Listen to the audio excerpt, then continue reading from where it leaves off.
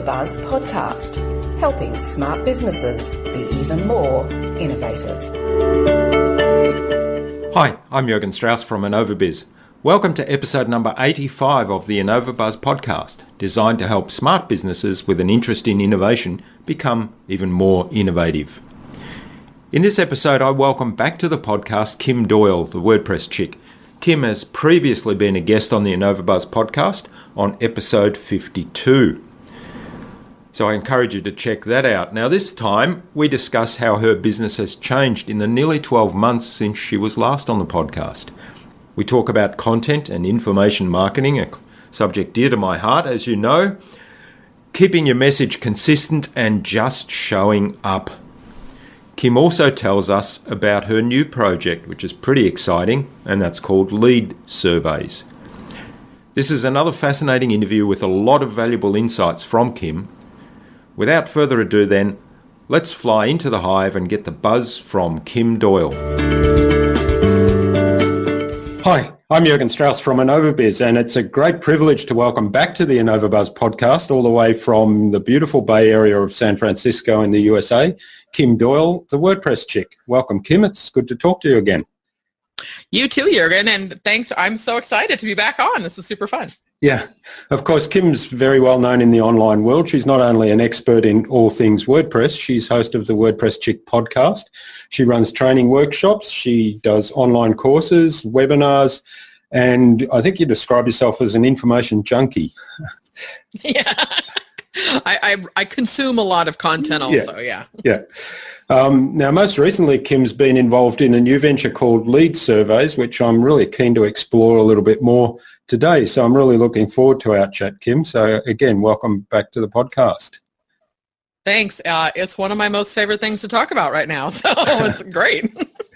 So last time you were on the podcast, I think it was episode 52, about 8 months ago, you had just started a second podcast. You'd begun a journey of writing and sending out daily emails. And since then, you have been very prolific in publishing content all over the web and also in researching and reviewing tools and sharing your findings with everyone that help with content production and promotion. So tell us a little bit about where that journey's headed. You know, it's been a wild ride, and thank you, because I feel like I'm producing so much more than I ever have in the 9 years I've been online. And you know, I often joke around that the outside of the podcast, the daily email is like the second best thing I ever did for my business. And that's mainly because of the skills I've learned in the process and sort of who I've become in the process. And it was through the daily emails that I got much better at headlines and storytelling.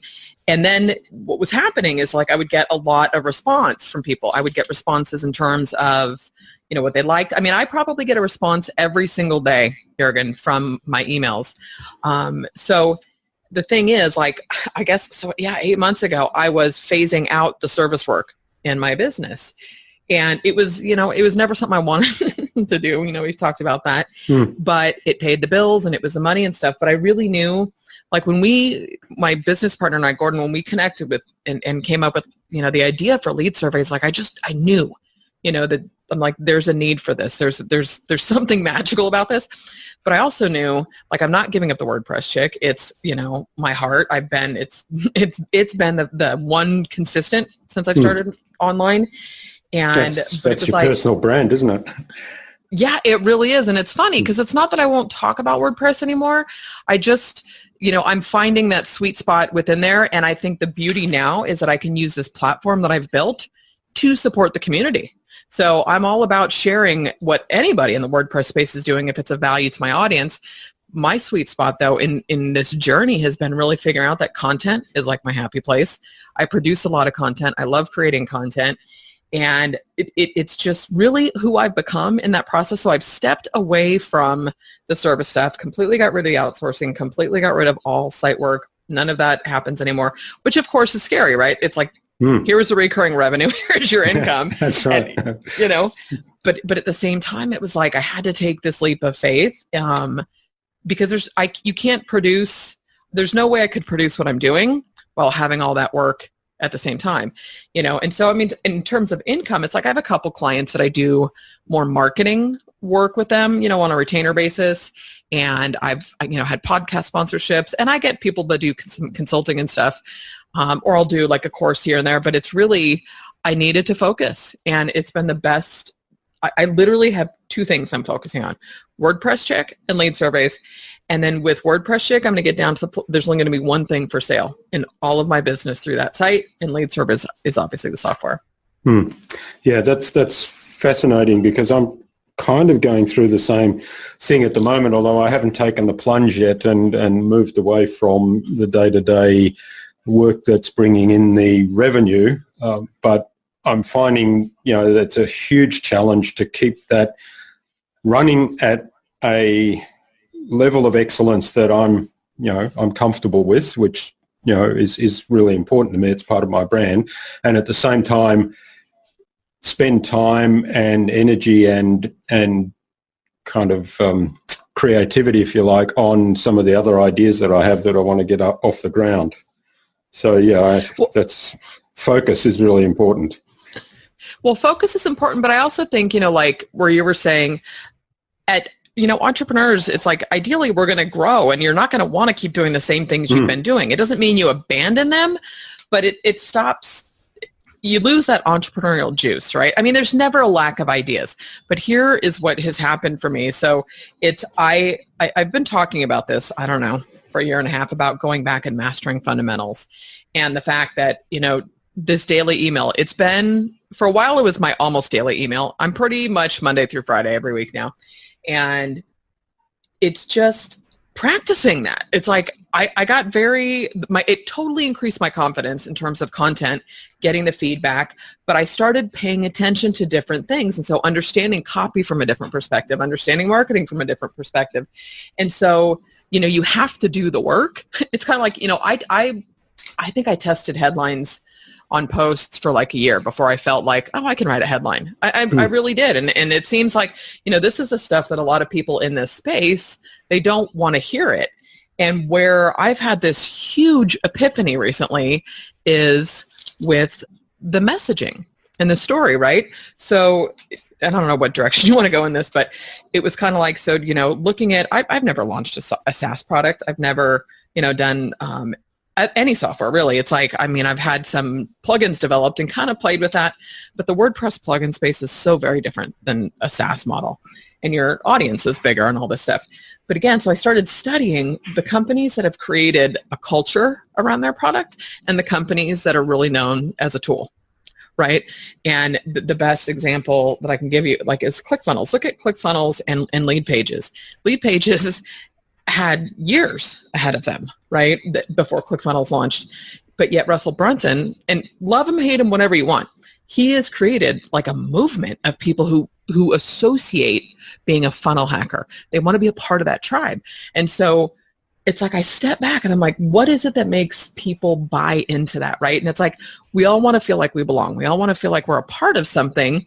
And so when I stepped back to look at, and here's the crazy thing. So I did this specifically for lead surveys, Jürgen, but I'm doing it for the WordPress Chick.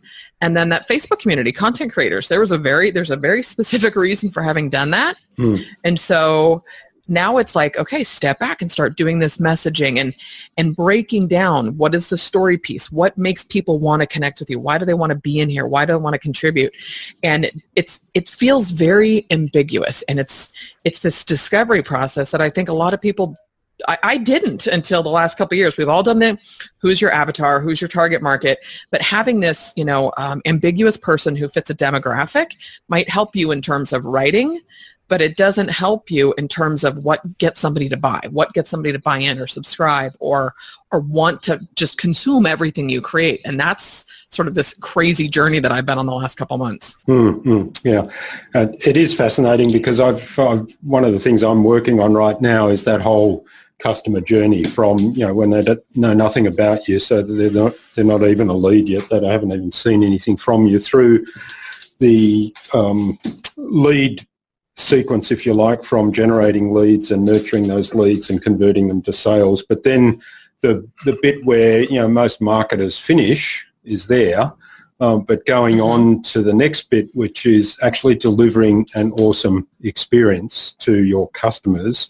and then having the customers become raving fans, so building the community around that so that they're generating referrals and bringing in new business so that it's kind of self-perpetuating. So I hear what you're saying around the avatar, although it is still the critical first piece to understand who the audience is and what their needs are and what's going to resonate with them.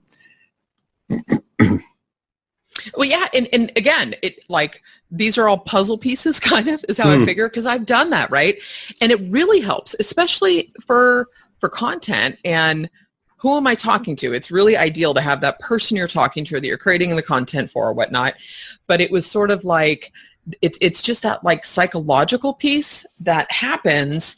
And so, that's what I've been doing. And it's just been fascinating to watch. And the other piece of this is when, you talk about content, repurposing content is a big thing. And I totally get that.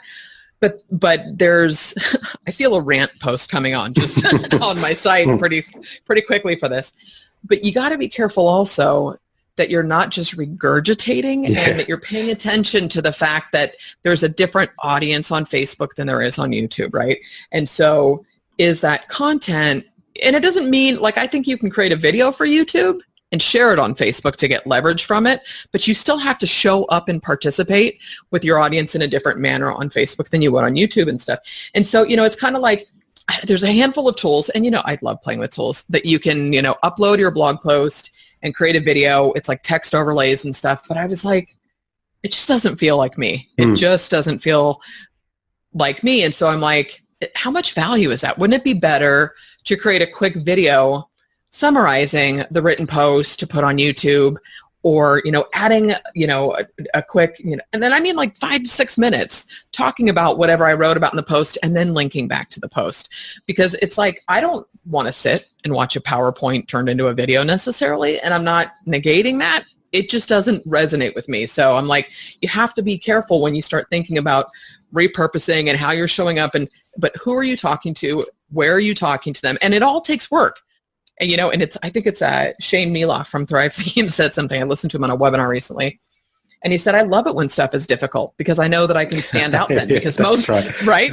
Because most people won't stick with it if it's difficult. Yeah. I was participating in a conversation on Facebook today, and it's about the age-old thing of SEO. Who's an SEO expert here? Because I've been spending a lot of money on SEO with a couple of different companies, and I'm not getting results. So somebody tagged me on it and said I was an SEO expert, which I appreciated very much. But so I had a look at the website that they'd actually posted, and there's no blog on the website. It's just, this is us, here's our products, here's our services, contact us, and that's all. Looks like everything's totally static. There are, if you look at tags and stuff, it's not done real well, so they have wasted some money on that side of it. But, it's the thought of wave a magic wand and get Google ranking rather than, hey, you actually need to put in some updated content. So I kind of got into the discussion there, and that set off an avalanche of comments, both for and against that view, which was interesting. Well, and I think it's, I look at it, and I will live and die by this opinion, is that you're going to pay one of two ways, with time or money. And sometimes it's both, right? But it's, you look at SEO, and there are times that I can have a post that is a real personal, vulnerable post that maybe gets me more traffic and more shares than any great SEO optimized piece of content. They both have their place, right? And it's for some reason, it's like, and I don't want to be one of those preachy, do the work, but that's how you learn, is through doing. And I see, so many people, and I call it like the peripherals in this space, where they've got a beautiful logo and a website, and they've created packages and pricing and all of this, but they won't just do the day-to-day showing up, whether that's email or content or whatever. And you have to be willing to do it before you get any return. Yeah, that's the truth of the matter. Now, I'm fascinated because I have been following your daily emails. I'm probably not quite as disciplined as you in reading them every day, but I do read most of them. Now, the one thing that occurred to me is, do you actually use that content then on the blog post? So do you basically repurpose your blog and write an email or vice versa? Oftentimes. So like today, I haven't posted it, but I will. Mm-hmm. It just depends on where I'm linking to, because there's only one call to action, right? So if I'm doing an email about a podcast post and I would rather have them read the podcast post, I'm not going to send, so it totally depends on the content. What I did do with that right away is I posted the whole thing on Facebook, and I don't, my Facebook page has good traction. I can do great with live streaming. The videos get good reach. In terms of that, I don't know, but I'm like, I have it. I need to let other people know, and I was trying to drive people back into content creators. So I'm like, you don't know until you test stuff. So I do, and it's just categorized as daily email. Really, I'm like, I'm not going to pretend that this is some in-depth epic. And sometimes I'll do a little bit of a teaching thing or something, but it just depends on the content, really. So your emails are kind of like what's on your mind right then and there on that day. Yeah, and I try to get ahead of it. Like I usually will do an email for the podcast episode that week, or I knew yesterday I had been interviewed for a customer spotlight on Liquid Web, so I'm like, I've gotten much better at promoting myself, and I wanted to make sure to point out, just to send people to the Liquid Web post. But in it, I tried to say, take a look at this because I'm getting leverage. They linked back to lead surveys, they linked to content creators, and they linked to WordPress Chick. So I was trying to show people you have no idea where opportunities like this can lead to, right? And so it was like, here's an authority site that's giving me a shout out. I'm going to run with it. So it really depends. Sometimes I'm ahead of it with, I know what I'm going to write, but I literally just write them that day. Okay. That's fascinating. And you mentioned, testing what works. How do you measure the effectiveness of your emails? So I just switched to Drip from ActiveCampaign 2 months ago. So, I pay attention to the subscription stuff. I pay attention to the opens and the unsubscribes. But more than that, I pay attention to the responses I get. Like I said, I get a response almost every day from somebody thanking me or sending a comment or whatever. So I have a tendency, and sometimes if it's an affiliate or a sale, I measure it that way. Again, it's kind of content specific and how I measure it. And there's so much ninja stuff that can be done in Drip. And so I'm also paying attention to the lead scoring that's happening within there. Again, I'm not saying I've implemented everything, but it's really, so I will have a few unsubscribes. I look at how many opens, and I'll pay attention to the subject line, because sometimes I'll write out 5 headlines for the subject line. Other times I know exactly what I want to say. So, and I've tested as an example, if it's something very WordPress specific and using that in the headline versus sort of an ambiguous, I don't want to say clickbait, but more funny personality style headline. And the WordPress ones don't necessarily win out. It's kind of topic related again. Okay, yeah. That was kind of an ambiguous answer. Yeah, no, it helped me a lot because I use Drip, so I was frantically writing down some notes. Okay, good. So you mentioned also the community, and I'm fascinated by that because I see, people that are running successful online businesses are really building this strong community of raving fans, of, a community that actually contributes content to the community, that helps one another. And I guess, one of the things in my mind there is that's really important is that it's a very giving community. It's people that have a servant's heart, I like to call it, that kind of get in there and help each other out. So it's very much a positive community. There's no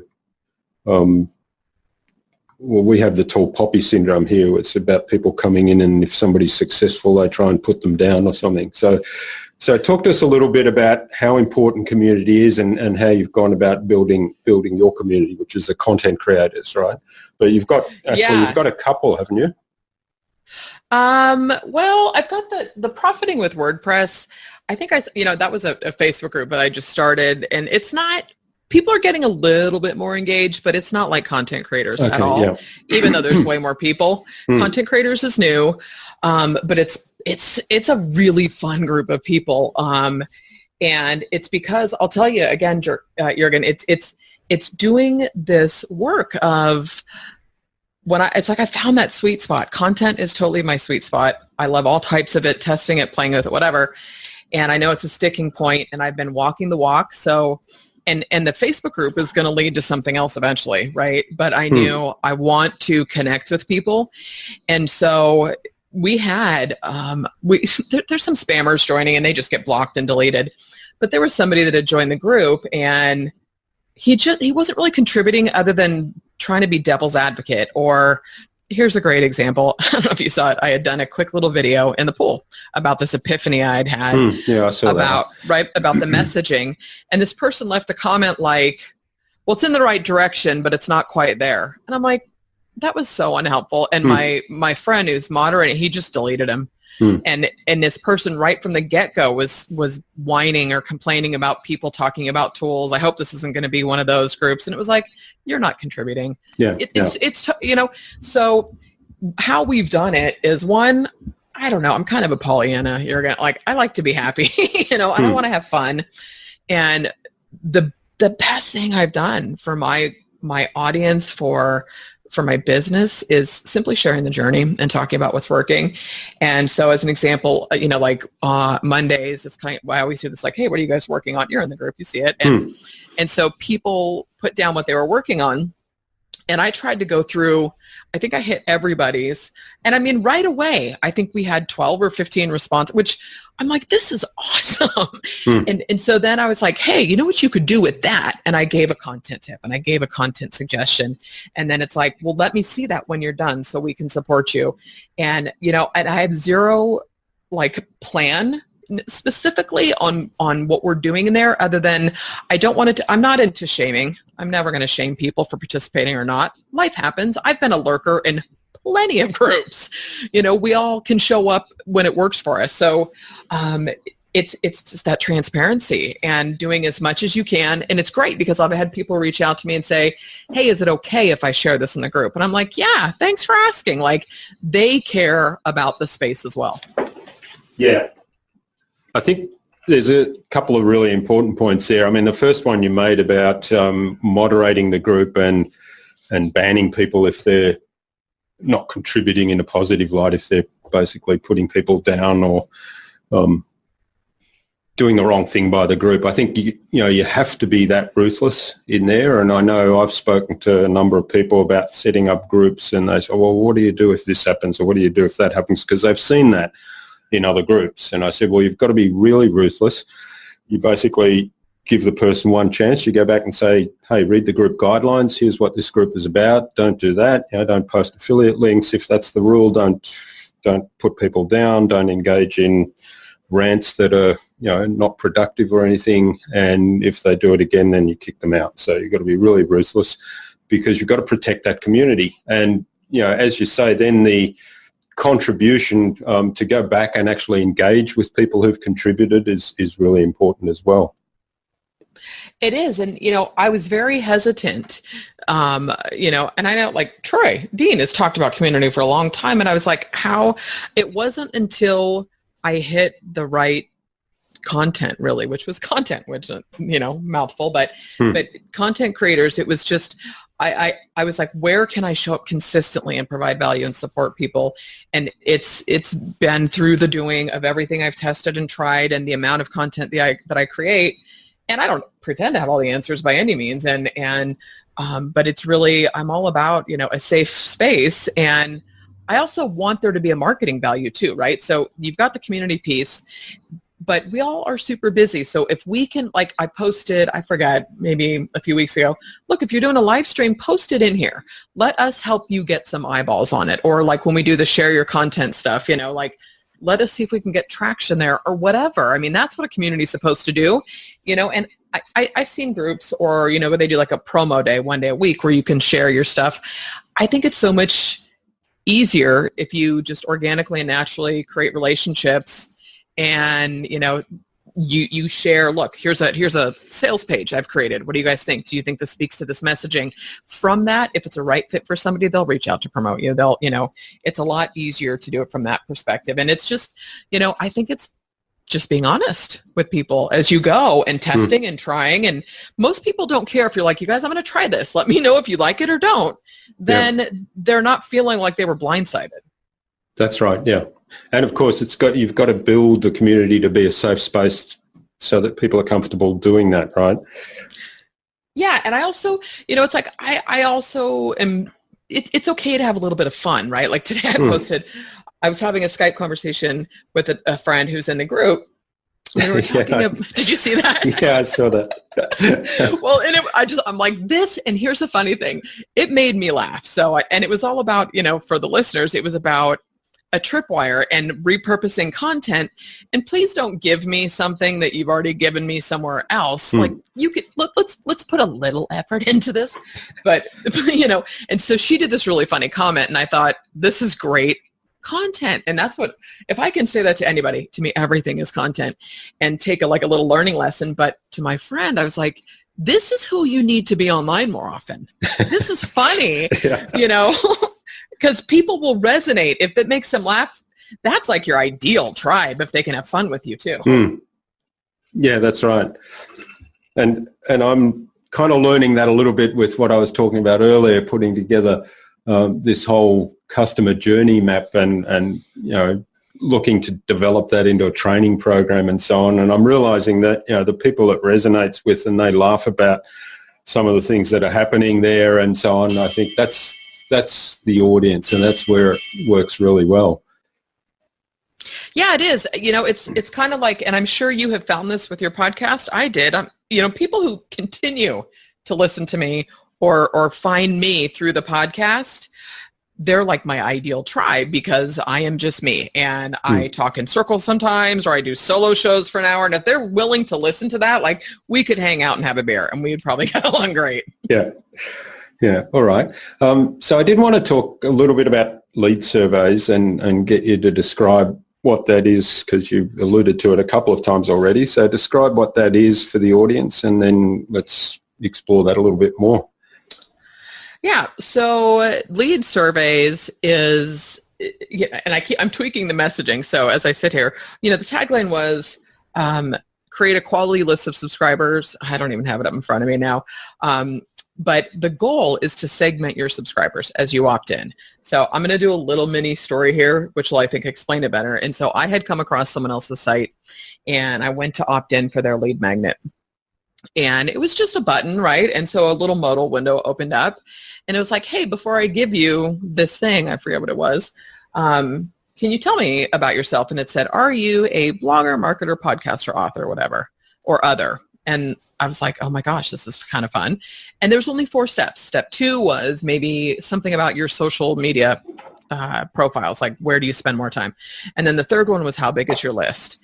And then the 4th step, and remember, this is all just in one modal window, just steps. It was great. Thanks so much. Here's your thing. You drop your email in. And it was like this light bulb went off. I was like, oh my gosh, he knows where I spend more time, how big of a list I have, and he knows what type of a marketing business I'm running from day one. And it was like, ding, ding, ding, ding, ding, right? So I tried to hack it 12 ways sideways, right? And I viewed the code, but it wasn't a plugin, it was custom coded. So we could have done that.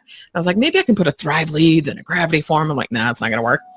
And so I came up with this idea because, first of all, I've done quizzes. The trick with quizzes is, one, I think they can probably work. They probably do work in any business, but you still have to create the quiz. And if you're not good at copy, or you're not engaging or entertaining enough, you could lose somebody, and they're just going to, which is possible with the survey too, that people just answer whatever just to get to the end of it. But, I've done the quiz thing, and it's like, it kind of does my head in terms of, where do I want to send them afterwards? And I thought, if you could just gather more data from the initial opt-in, and then what happens, so let's say you say to me, I'm a podcaster. So next time you come back to the site, first of all, you don't see the same survey. And it's a mini opt-in survey is what it is. So you don't see the same opt-in, but next time you see something relevant to podcasting because you told me last time you were on the site that you were a podcaster. So there's all of this personalization and marketing and conditional logic and retargeting that's happening. And it was like, I saw this and I thought, I can't believe that there isn't a tool out there that does this. So lead surveys, but it's not just going to be for email opt-ins. So as an example, I was actually just talking to my business partner before. And so let's say you have a list and because the whole thing is, and this is where, besides the messaging went sideways, I realized it's not just about segmenting. It's so people know who they're talking to. You have no idea. I don't know if you've ever surveyed your list. I've done it, and it's like, well, great. I get 85 people out of 6,000. What does that tell me? And not that I don't appreciate the responses, but what is the likelihood? So what if you could find out who you were talking to from day one, and then you could take that further? So that's what lead surveys is going to do. You're going to capture the data, and you'll also be able to look at traffic. So you'll be able to see, I'm getting better conversions from Facebook for this survey than I am from Twitter or paid traffic or whatever. But you'll also be able to send a survey in your email to your existing list. So you can, if you haven't done segmenting and targeting, you can do that based on, triggered links or, transactional emails or whatnot. So some of the technical terms get a little, and that's what I'm working on right now, is simplifying the terminology and the messaging. But, to be able to know who is signing up for your list, how they, and however you get to create the survey, right? So we'll have templates, but you can draw whatever you want to know from people. Think about the power, like with e-commerce. If you went to, say, a shoe website, and it's like, hey, are you here for men's shoes or women's shoes? Next window. Are you looking for boots, sandals, or da-da? Next. And then next time you come back, it's like, hey, I know last time you were here, you said you were looking for some boots. Did you see that these are on sale? I mean, so there's the kind of stuff. And I know some people might think it's creepy, but all of a sudden there's a much more personalized experience, and to your point you said earlier about experiences, I think Mark Cuban had said, marketing is shifting toward experiential, and it is that connection with people and community with people, so they feel like they're a part of something. Yeah. And I mean, that sounds really fascinating. And I guess it's, segmenting your list. I mean, for those people that may not have a list yet, you need to build a list. That's the first thing. It's probably the most valuable asset in your business, but segmenting that list, I think, is really important. And like you say, having marketing as an experience where you can engage with people in a way that you're addressing their interests and based on those segments. What was I thinking? The idea of personalization is really important. Something happened to me a couple of weeks. Actually, it was last weekend, I think. We were wandering around the city with my family, and I just went into one of these electronics stores, as I'm wont to do, and played around and had a look at things. And I was looking at some new mobile phones, and I was thinking, gee, I wonder how much I could get these for, and looked at a particular phone, and this was real. I didn't sign up for anything. I didn't go on a website or anything like that.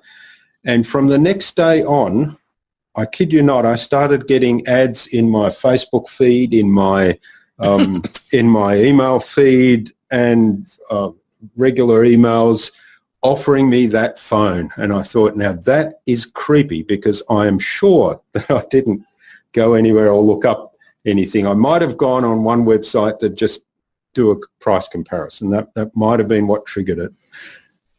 Yeah, well, that's kind of, isn't that, I think it's like the geo-targeting, where there's something with, if you haven't closed out Facebook or logged out or any of that kind of stuff, it's like picking up data, which there really is a creepy element to that. And I totally get that. Like I joked one time, I posted on my Facebook page, I said, I don't bother bookmarking stuff anymore. If I see something on Facebook, yeah. I just like it, and I know I'll see it again.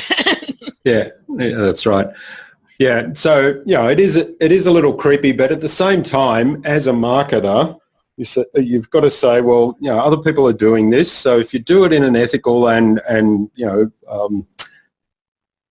a way that's actually serving your audience, then I think that's perfectly fine. And if there's ways to do that so that you're giving them information that's very targeted to what they're actually looking for and what they're interested in, then it has to add enormous value. Well, yeah, and I think the piece, so that's it, right? And so it's how you show up sort of after that sort of initial point of contact, right? And so from day one with lead surveys, my initial goal was kind of to emulate CoSchedule because they are prolific at content and training and supporting that. And that's still a piece of it, but at the same time, I've seen them shift to focus really on their sort of team and agency accounts. And I feel like, what happened to the solopreneurs you guys were supporting? But while I love the tool, I don't necessarily feel like I was part of the CoSchedule family. And I know that might sound a little bit goofy. I mean, I still use it. I'm not knocking it by any means, but I'm still fascinated by what makes people, like love the company so much that if they're not even using the tool, they don't want to miss out. They don't want to leave you there, right? And so if you may get retargeted with lead surveys, but it's like if I'm doing that, personalized marketing, but yet I'm totally providing value on this other side, like whether it is, events or content, or I'm going to do another podcast for that. And how do we do that? And how do we take our customers and part of the founder piece that we're doing, it's like, okay, you get to be a case study. We're going to tell your whole story. We're going to link back to you. Let me highlight you. Let me promote you as a user who has had, and share that journey and stuff. So there's that element. And I think that if you're doing that, all of a sudden it doesn't feel like creepy marketing. It feels like, oh, I'm again, look at ClickFunnels. I'm a funnel hacker, that people feel like, oh, okay, you give a crap about me. Yeah. Yeah, that's fascinating. Now, you're kind of doing a bit of a soft launch at the moment, right, for the first adopters? Yeah, we are. And so that'll be, I'm going to not relaunch, but do some promotion again at the very beginning of August for that, because I wanted to tighten up the messaging and the presentation. And then it'll be live at the latest, I think we're looking at October 1st. Mm-hmm. Okay, well, we look forward to. Well, I am involved in that in terms of one of the founding customers, but we look forward to seeing that go live and building the community around that. So that's, I guess, the content creators community is going to be part of the launch and part of the people involved. Yeah, well, content creators is actually more through the WordPress Chick community, and I know I'm being super mysterious, and I don't mean to be, but the goal with content creators is that, again, getting rid of one of my goals for 2017, Jurgen, was recurring revenue, and I have so been against the grain of doing membership sites because I was like, what? I don't want to... how to do this with WordPress, how to do that, and all that kind of stuff. And content is not going anywhere. And so I thought, well, let me build a community, and then I'm going to do a recurrent, a continuity program on the back end of that. And you don't have to be a member to get value out of the Facebook group. And here, let me tell you, I'm doing a live stream into the group this week. It's my first test doing it into the group.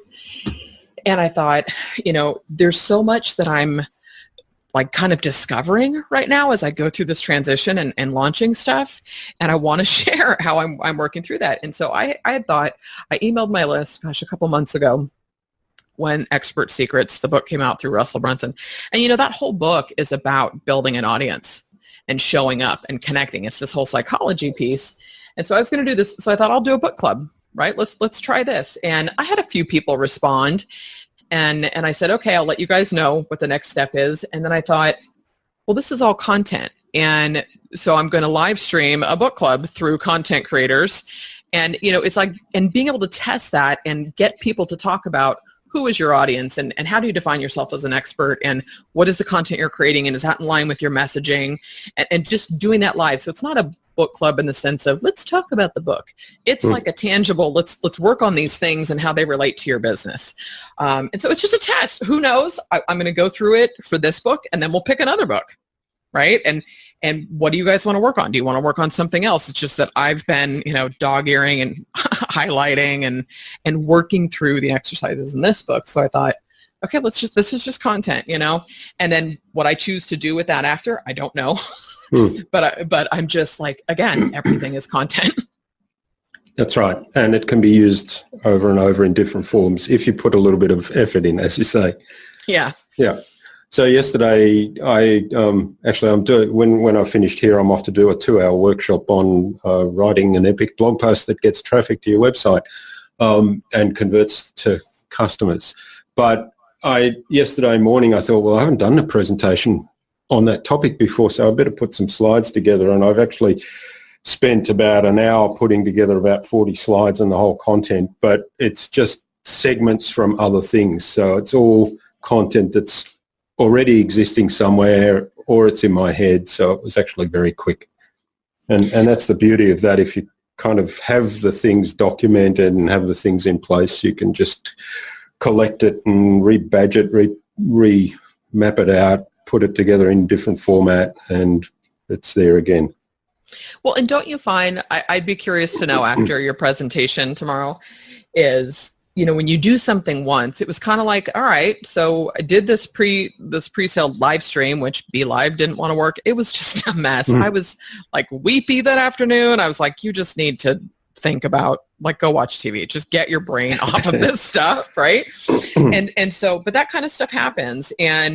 But I knew there was nothing in me that thought it means this isn't something worth continuing down this path. It's like, you're going to get data one way or the other. You're going to get data. You're going to find out it worked or it didn't. You're going to find out where you lost people, where the questions are gold, right? So if you can get that sort of engagement, you're going to know, okay, what to do next time. And so many people don't do this. And again, I'm not pushing Russell Brunson, but to hear him talk about the fact that he ran a webinar once a week for a year until he just nailed it. How many people are willing to do that? Knowing that, like, when I started the daily emails, I thought, I'm just going to work on this craft. I didn't have anything attached to it other than I didn't want to be that person that sent out a weird, boring, like, here's what just once or twice a month. I was horrible before. And so it's like being willing to look at whatever it is you do and say, that worked, that didn't. How can I test it and tweak it? And then I'm going to do it again. And obviously not everything has to be done again, but it's invaluable if you start looking at that. It's like I opt in to a lot of stuff because now I'm looking at it like as a marketer. Like, I'm so focused on these two things. So it's like, all right, what did I like about this piece of content? Or why did I want to click through? Or what was it about this headline? Or, like listicle posts. Some of those are boring. And then there's some, it's like, what made me want to go and see the 5 reasons, the 6 ways, or whatever, so it's finding that balance of studying this stuff with new eyes, I guess. Yeah, well, that's great advice, really, because it's finding a model that talks to you, that resonates with you, and then model that. So model the masters, really. And you can do that. I've been focused on that. In fact, I'm looking at my whiteboard over here, and on the right-hand side, I've got this little model the masters saying up there. And it really is around looking at what's working. And, I like your questions asking, well, what made me take an action there? What made me pay attention to that? So what's working? But also you can look at things that are not necessarily related to content in this case. It could be something else, launching a product or writing blog posts, what made me read that, and so on. So you can take different things and model from that or hack from that.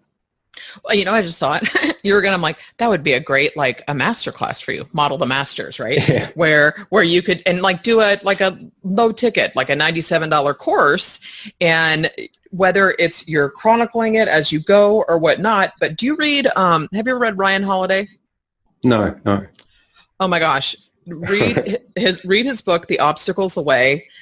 And then, gosh, I forgot the second one. He's got a brand new one coming out. Obstacle is the Way is, if you like history at all, he does this just phenomenal job of pulling in, history and like he just researches stuff so that you look at, whether it was a Civil War general who they got to where they ultimately ended up through the obstacles, right? And it's the challenges we all face as entrepreneurs, because he was this huge media manager for, I think it was American Apparel or something, like at 23, like he hit it really, really big. Mm-hmm. And then, and I forget what that book is. Trust Me, I'm Lying is his other book. Okay. Well, that's the first marketing book. But I look at what he's done and how he's been able to take, there's so much out there that you can take and learn from, and it really is like looking at other people that have successfully done things, or, side note, and I'm going in crazy tangents here, but look at the decline of physical retailers. Why is it that some are sticking around? Why do you have, especially in the US, you have major, staples like Sears and stuff that are closing stores, and, and is it because they didn't innovate, or what didn't they do? Or as we have become different consumers, and, my parents are, in their 70s and their first thought is Amazon, right? Yeah. And my kids have never known a world without Amazon. So you start, I think if we look at stuff, like I don't ever get bugged anymore. I used to get a little irritated when I'd see all the same people promoting the same thing. But now I'm like, how is this person promoting this? Or how is this person promoting this? And I look at what resonates with me. Can I gain an idea from it? And don't get me wrong, I'm not like following every launch and I sleep. But I think there's something to be gained by paying attention. And then you have to just try it. Just try it. Like, I'm going to test a free plus shipping offer. I've never done it before, right? But I'm like, there's something interesting about that model, and what is the value add? It's not just a I want to do this just because I can make money. Have you ever heard the term, self-liquidating offer? Where whatever it is you're selling basically is paying for the lead, whether it's paid That's traffic right, yeah. or shipping or whatever, right? So from that perspective, and I was like, well, I'm all in digital stuff. And then it was a friend who said, get flash drives. I have branded flash drives with my name on them, my logo. And I bought these 2.5 years ago, Jürgen, because I wasn't sure what to do with it. I was like, what kind of content? Now, fast forward to today, and I'm like, it's just kind of all falling into place. And so you have to be willing to test stuff, to try it, to table it, to let some things grow and evolve. But you have to show up and you got to do the work. Yeah. Sorry, I went in a really big tangent. Yeah, no, I think the topic of, modeling off other people what's working is really important. And, I tell a story because my last but one podcast episode was about Vincent van Gogh and what he teaches us about marketing. And it was, we went 2 weekends ago, we went to an exhibition here in Melbourne at the Art Gallery, which was called Vincent van Gogh and the Seasons. So, what I hadn't realised before was the amount of written material that Vincent van Gogh actually published and how eloquent that was. So the whole seasons thing, because he was inspired very much by the seasons and the changing seasons, and he saw beauty in every season. So, where the bleak winter of Northern Europe might seem drab to some people, he found beauty in that, and he talked about that. So it wasn't just the beauty of spring and autumn where there's lots of colour and freshness and so on. So he found beauty in the harsh summer and so on. But anyway, so there's all these absolutely sensational paintings there which are awe-inspiring of themselves. But I thought the way it was put together and the journey that you were taken on as a visitor to that exhibition, and then all of his written material that talked about, the seasons and renewal and or some of the other themes about, finding beauty in everything, the cycles and kind of life and death and rebirth. So I thought it occurred to me that this is all about marketing and business, because we've been talking about the seasons in a business that you don't, and, you've alluded to it today. Business is not always up. Even this, massively successful people have seasons in their business where they go into a winter season where they're preparing for the next harvest. So I turned that into a blog post and a podcast episode. So I thought, was that your last episode? The last but one, yeah. The last one was an interview, but yeah, it's the one before that. Which I love that. It was like the whole time, first of all, I'm like picturing some of his paintings in my head as you were going through that. Well, I actually put some paintings in some photographs of the paintings in the blog post as well, because I thought, well, I've got to get visual on this one. Yeah, you absolutely do. And I think, that was such a brilliant example, first of all, of storytelling. And the other piece, though, is that there's kind of that everything is content, but what, taking the time out, I went and spent, last Friday, I went and spent the day I started getting into watercolors.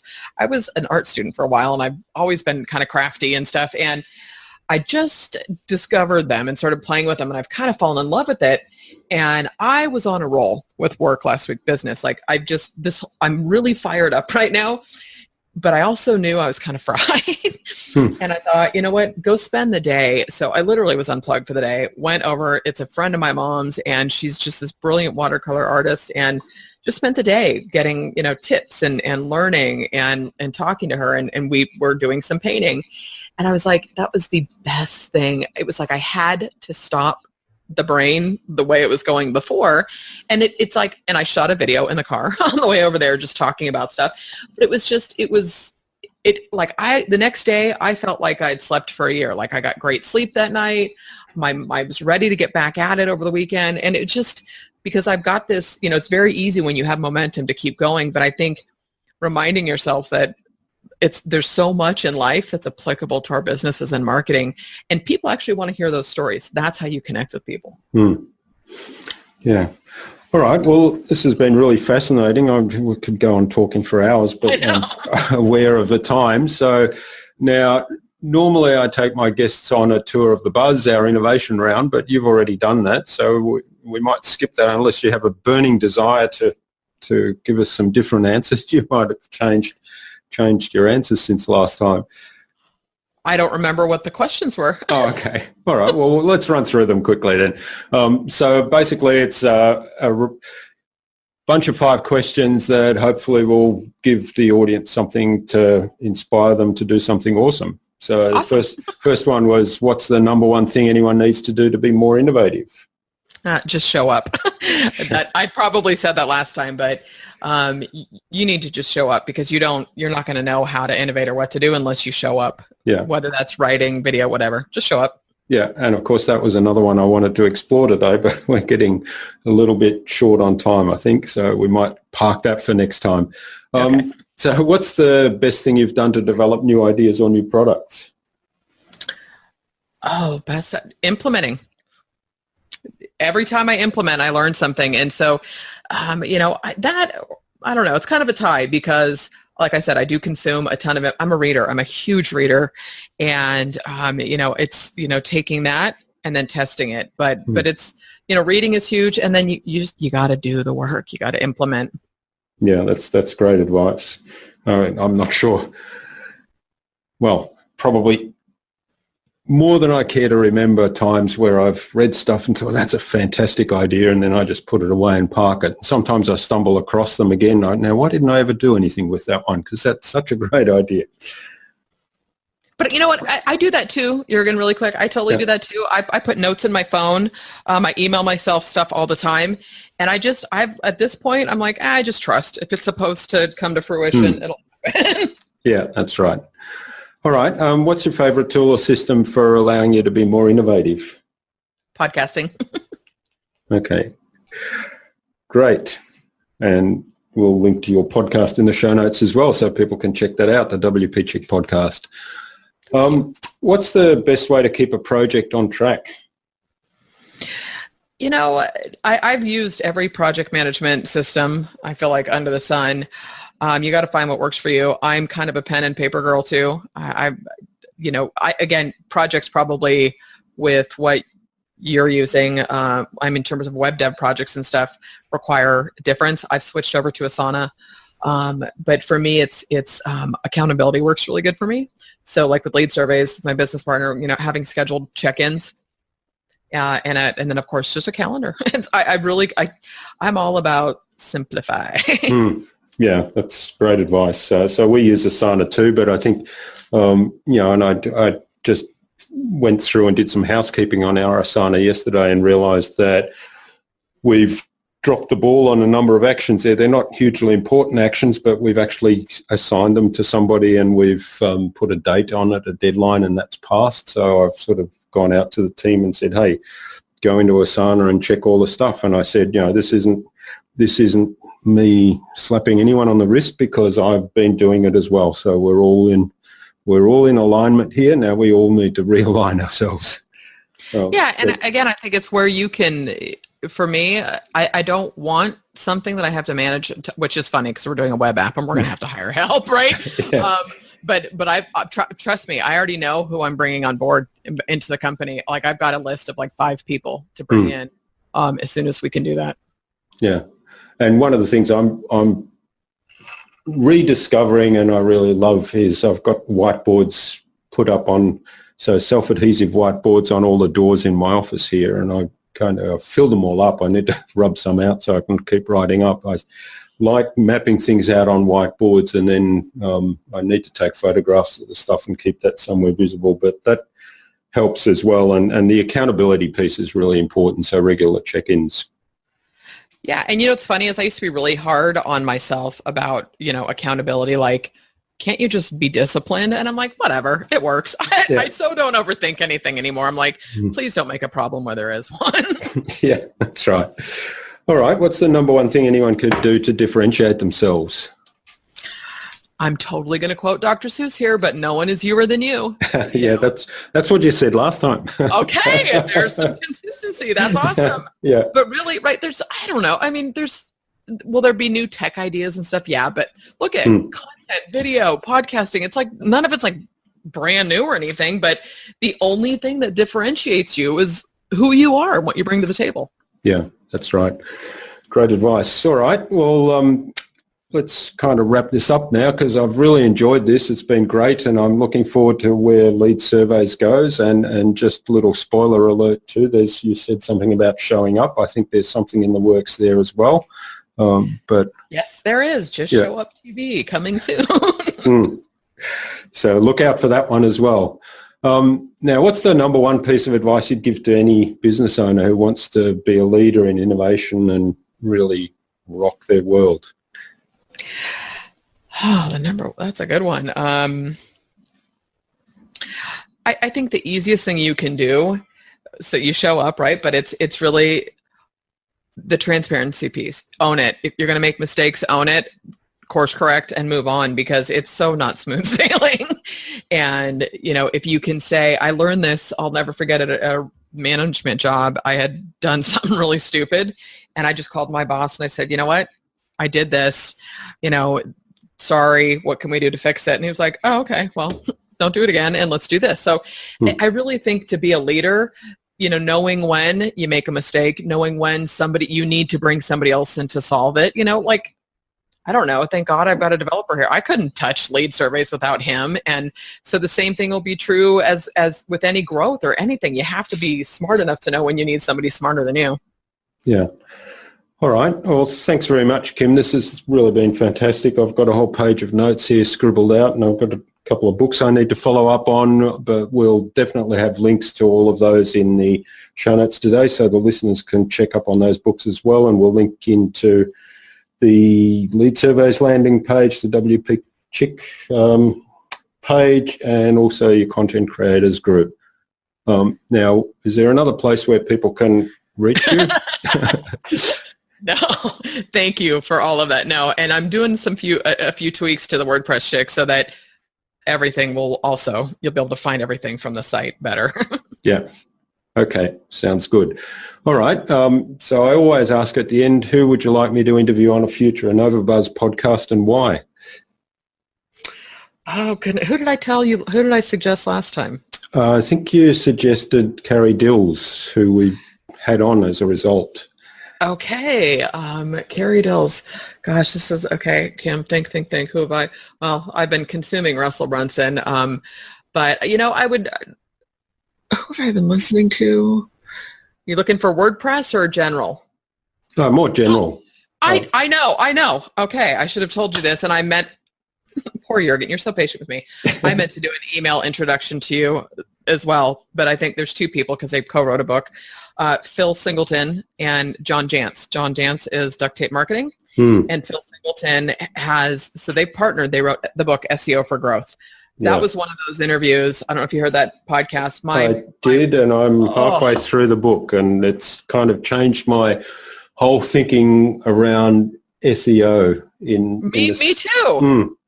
In the sense that, I was always saying, well, SEO is going in the back end, setting keywords and trying to get that magic Google ranking just by plugging keywords in the right places. But they've totally changed my view on that, because they basically have it content-centric. Absolutely, which made me so happy. But I couldn't, my brain was just like the whole time I was talking to Phil. And then I will tell you, and you just don't know where relationships lead, right? But because of that, I had the good fortune of being interviewed by John for the Duct Tape Marketing Podcast. And it's been wild, but awesome. So I'm actually opening my email right now, Jürgen, to get that email introduction over there.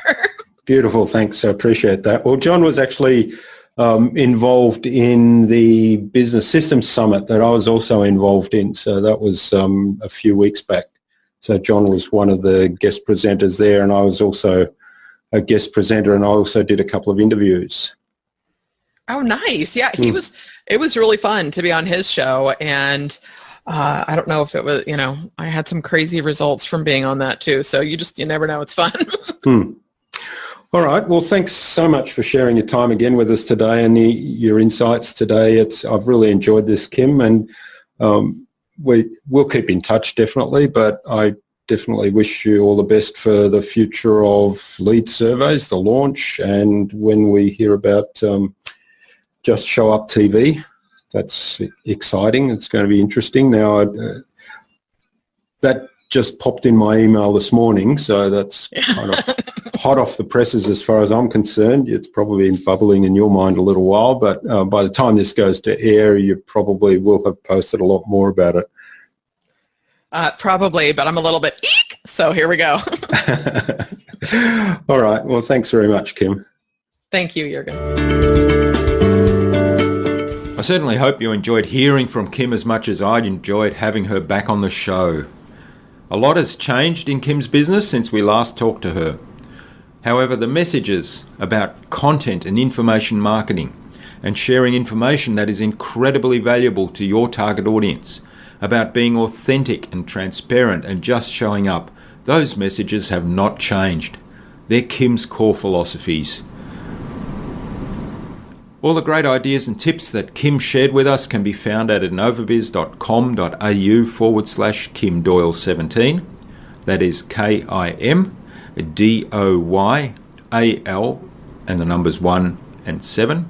All lowercase, all one word, innovabiz.com.au/Kim Doyal 17. You'll also find contact information for getting in touch with Kim there, as well as links to the books she mentioned and to the lead surveys page.